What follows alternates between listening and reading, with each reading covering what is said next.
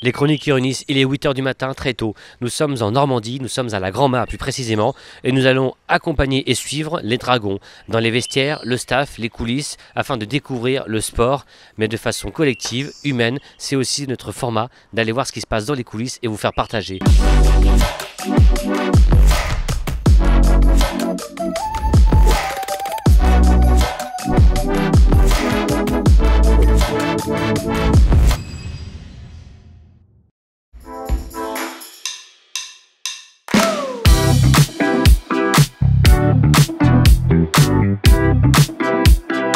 Nous sommes avec Julien et Nicolas. Alors, on peut regarder déjà leur tenue vestimentaire. Ils sont en préparation justement. Est-ce que dans un premier temps, vous pouvez vous présenter? Qu'est-ce que vous faites et c'est quoi votre rôle? Mon rôle, c'est Julien, c'est de préparer les équipements des joueurs avant qu'ils arrivent. On s'organise tout, on arrive en moyenne 2 heures avant l'entraînement pour tout préparer, les équipements, mettre en place le vestiaire, mettre les maillots, préparer les pipettes comme on l'a fait tout à l'heure. Pour finir, on va être obligé de faire une description. On va baisser la caméra en regardant ça plus précisément et tu vas nous expliquer qu'est-ce que c'est ça. C'est des crocs. Alors, merci pour l'information, mais qu'est-ce qu'il y a dessus? Parce que je vois plein de petites vignettes. Petite vignette, il y a de la bière, c'est important pour le hockey. Voilà. Après, il y a un dragon, un palais, puis un hockeyeur. Tout ce qui désigne le hockey sur glace, c'est des couleurs du club. C'est juste incroyable de rencontrer des personnalités qui ont même leur touche personnelle par rapport à leur club. Je vais passer la parole à Julien. Et en fait, comment se compose la patinoire ou la glace? C'est qu'en fait, il y a entre 3 et 4 cm d'épaisseur de glace. Et en dessous, il y a une dalle en béton qui est réfrigérée par des serpentins. Et puis voilà, c'est comme ça qu'on obtient la glace. Moi, c'est tout ce qui est maintien du site internet à jour au niveau du code. Et puis de la boutique aussi, et puis tout ce qui est équipement, affûtage, faire de la couture, voilà, tout ce qui est manuel. Est-ce que tu peux nous expliquer pourquoi affûter les patins des dragons? Clairement, si on n'affûte pas les patins, les gens ne pourront pas tenir sur la glace debout, ils tomberont forcément. Donc en fait on voit des lames en acier, et sur les lames en acier c'est un peu le même système qu'un couteau.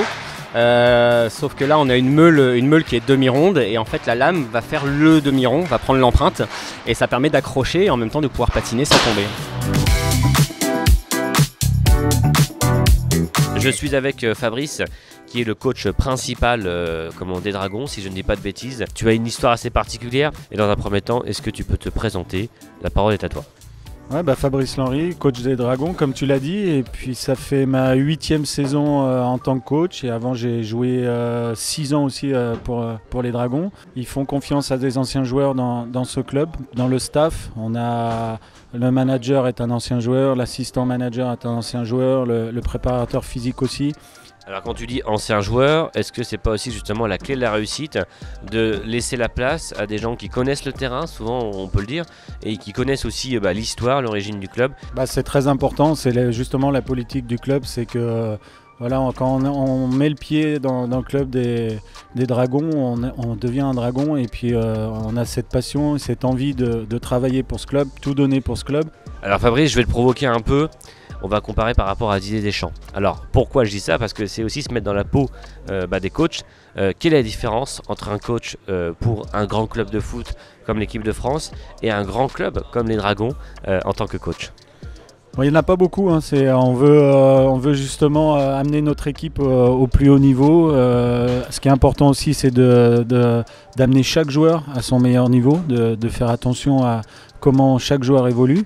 Et puis après, il y a une petite différence avec Didier Deschamps, c'est que lui, il est sélectionneur, il n'a pas ses joueurs toute l'année, que nous, on les a tous les jours. Et moi, c'est ce qui me plaît aussi d'être entraîneur d'un club plus que sélectionneur, c'est qu'on est sur le terrain tous les jours. Donc si je comprends bien, au-delà du sport, on a aussi cette relation, cette proximité avec les joueurs où tu vas travailler et accompagner autour de tout ce qui va être psychologique, la gestion du stress. Il y a une vraie relation humaine.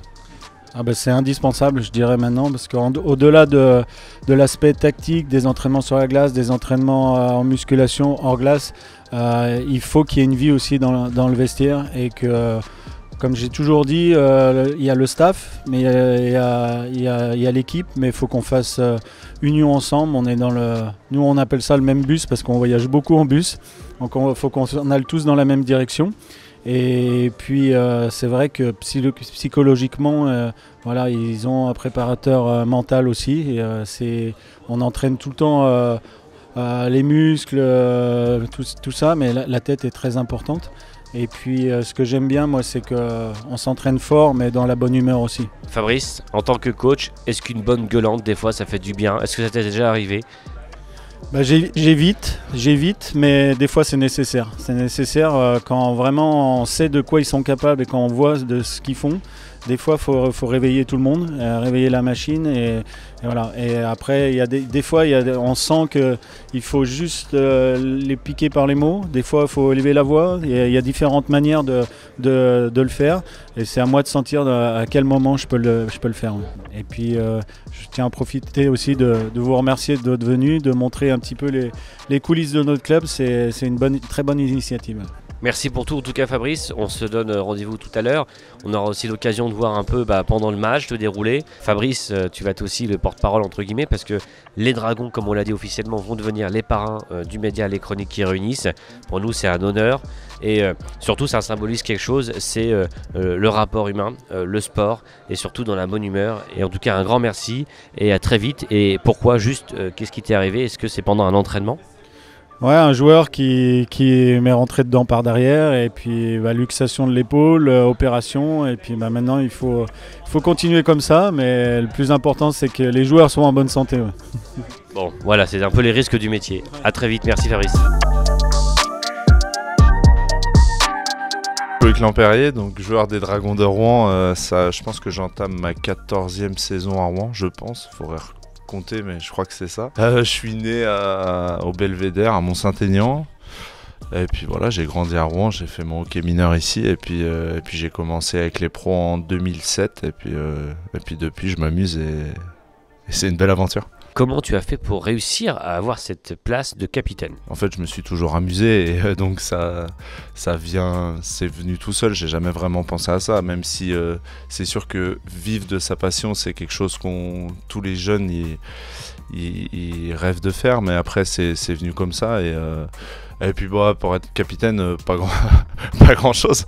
Qu'un Rouennais puisse représenter le club et tout, c'est une belle valeur. C'est une valeur, c'est aussi une fierté par rapport au territoire. On a senti qu'il y avait une vraie osmose avec le public et les supporters, des gens qui sont complètement fans, qui ont des t-shirts, qui viennent à chaque match, qui vous suivent aussi pour vos déplacements. Ouais, c'est un peu comme une grande famille parce qu'on vit les émotions tous ensemble, on traverse les saisons un peu plus compliquées et puis c'est vrai il y a une proximité avec les supporters, on les connaît bien, ils nous connaissent bien, donc c'est cool, on vit vraiment, comme je te dis, les émotions tous ensemble et c'est ça qui fait que le hockey c'est un petit peu un sport spécial à Rouen parce qu'il y a cette ambiance et ce partage à la patinoire. À un moment, j'ai entendu dire que le sport de hockey, c'était aussi du matériel. Donc ça veut dire qu'il y a un coût derrière, ça coûte assez cher. Est-ce que c'est accessible pour tous ou c'est quand même un sport qui demande un investissement?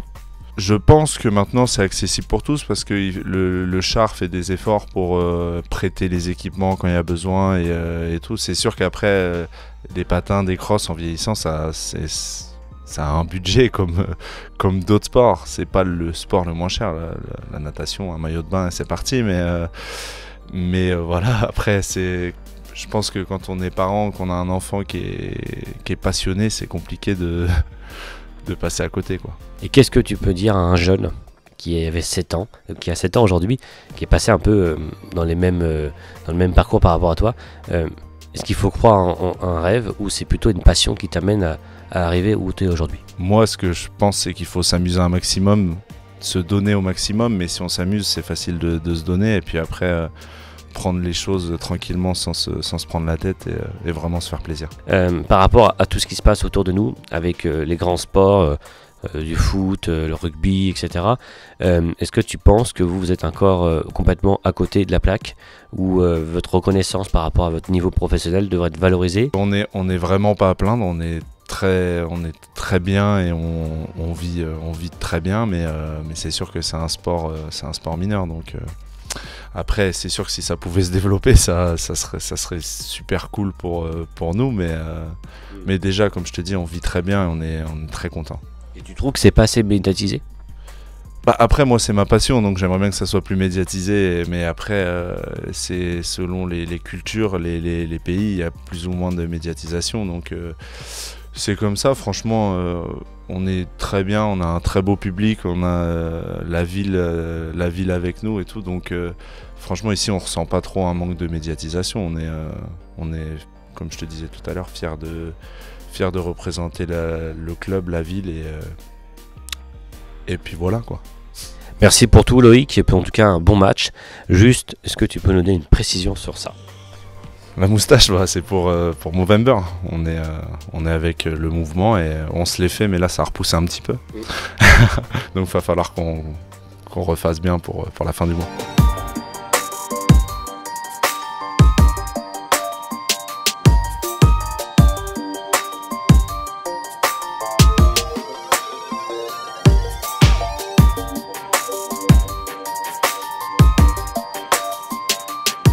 Kelsey, nous sommes donc du coup en train de descendre la côte, on pourrait dire, de Grand-Mare, et on voudrait avoir un échange avec toi pour que tu nous expliques un peu ton parcours, d'où tu viens.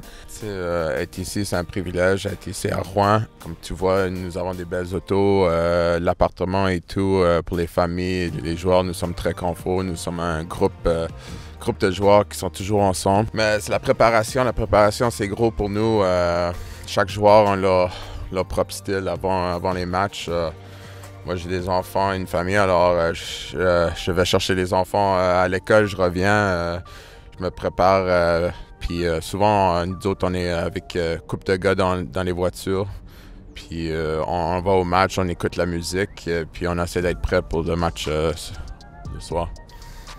Et comment tu peux nous expliquer un peu le ressenti d'être en France, dans un club déjà, est-ce que tu aimes l'environnement et notre belle région, la Normandie?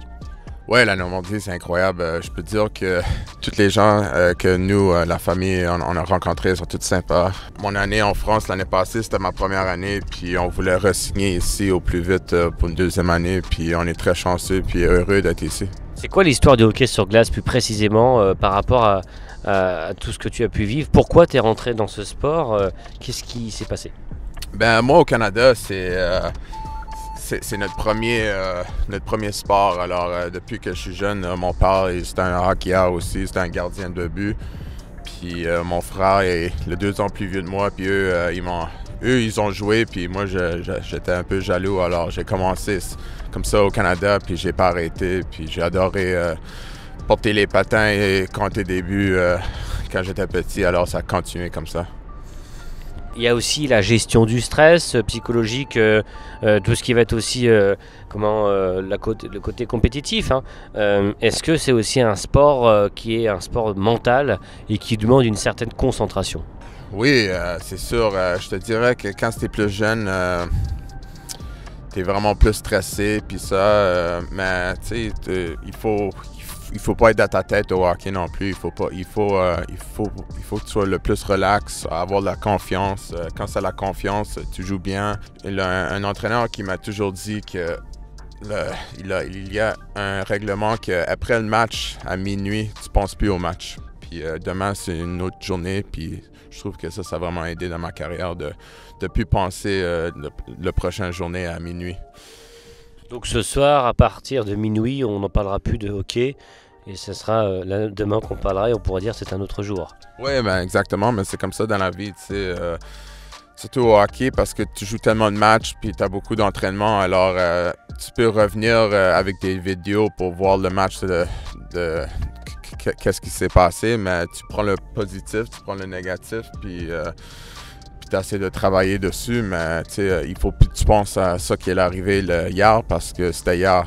Il faut que tu regardes à ton futur puis les prochains matchs parce que c'est déjà passé.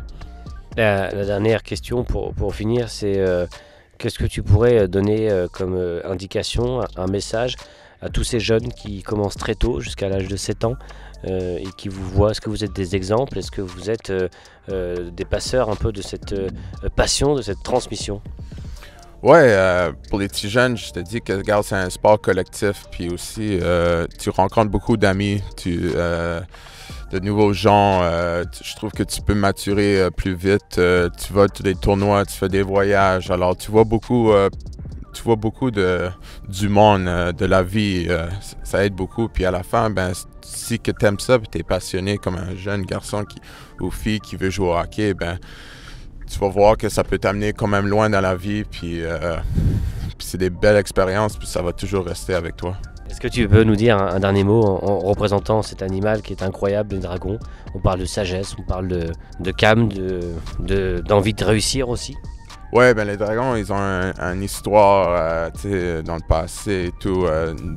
Ils ont toujours été des gagnants, mais c'est des gagnants aussi dans la communauté, avec les gens autour, les supporters, et comment ils prennent soin des gens. Je trouve qu'on donne beaucoup à la ville et tout, puis je pense que c'est ça.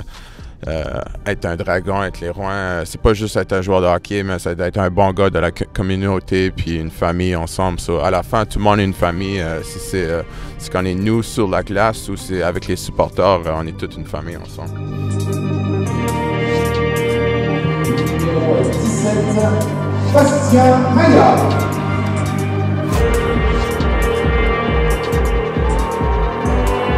Numéro 27, le capitaine Monica Montpellier.